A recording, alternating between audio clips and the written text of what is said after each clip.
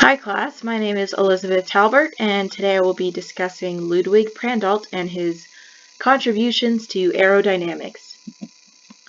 Prandtl was born in Germany in 1875 and lived until 1953. He was a German physicist and professor of applied mechanics at both of the German Institutes of Higher Learning listed on this slide.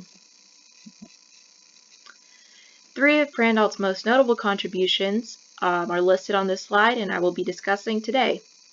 Prandtl is most famous for pioneering the theory and mathematics behind boundary layer fluid flow. He also studied compressibility and its effects on fluid flows at high subsonic Mach numbers, which formed the Prandtl-Glauert rule. Additionally, Prandtl developed a mathematical model for three-dimensional lift distribution in his lifting line theory. Because of his strides in fluid dynamics and aerodynamic theory, Prandtl is hailed as the father of aerodynamics. Boundary layer theory. Prandtl's boundary layer theory was a revolutionary concept in aerodynamics. Pressure and shear stress, shown in Figure 2, are principal forces exerted on an aerodynamic body. Pressure distributions could be approximated by assuming fluid flow is inviscid and friction is negligible. However, shear stress distributions required the consideration of friction and viscous flow. Prandtl's solution was to develop a theory that allowed for friction to be accounted for in a thin layer up to the surface of an aerodynamic body, known as the boundary layer, and for friction to be ignored outside of this region. In Figure 3, you can see the blue shaded area around the airfoil is the boundary layer. In this layer, friction forces are dominant. Outside of this layer, the flow is considered to be inviscid, and friction can be neglected. This model allows for pressure to be approximated, ignoring the effects of friction, and for shear stresses to be calculated while including the effects of friction. The Navier-Stokes equations related the effects of frictions with motion. However, these equations are quite complex, and at the time of their conception, only approximate solutions could be made using the Navier-Stokes equations.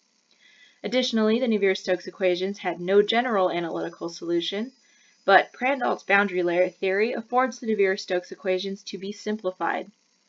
In the first two columns of this table are equations for boundary layer equations and skin friction coefficient equations.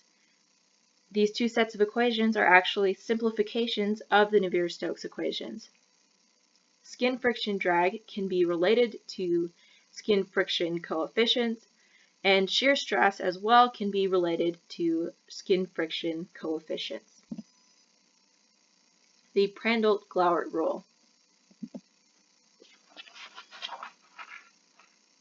In addition to boundary layer theory, Prandtl developed transformations to model compressible flow from incompressible flow calculations.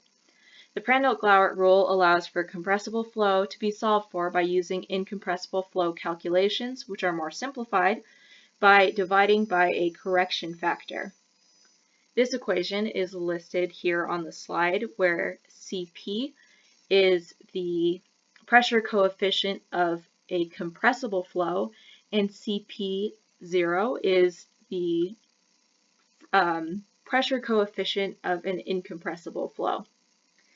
From the graph in Figure 4, you can see that this model is an appropriate approximation until about Mach 0.7, where it reaches an asymptote of infinity. This is important because it allowed for the design of aircraft that could successfully be flown at high subsonic speeds. Finite wing theory. Prandtl also establishes theories to understand finite wing behavior. Much of aerodynamics of wings were characterized by experiments and calculations conducted on airfoils, which are cross-sections of shapes of wings or blades that are treated as infinite. An infinite wing is shown on the left of Figure 5. However, with airplanes and aerodynamic vehicles, their wings were not infinite. So Prandtl's theories characterize finite wing behavior. Prandtl and aerodynamicist Frederick Lanchester both presented theories to account for wingtip vortices that occurred with finite wings. Prandtl produced the first analytical method that could predict lift and induced drag on finite wings accurately. His work in finite wing theory is still used today and has been expanded upon for modern wing shapes. As a testament to Prandtl's influence in aerodynamics, NASA is exploring low drag designs, and one of their projects is the Preliminary Research Aerodynamic Design to Lower Drag, or Prandtl.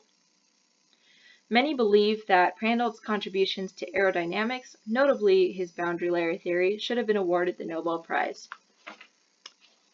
Prandtl's work is still used in aerodynamics today and serve as the base for modern theories.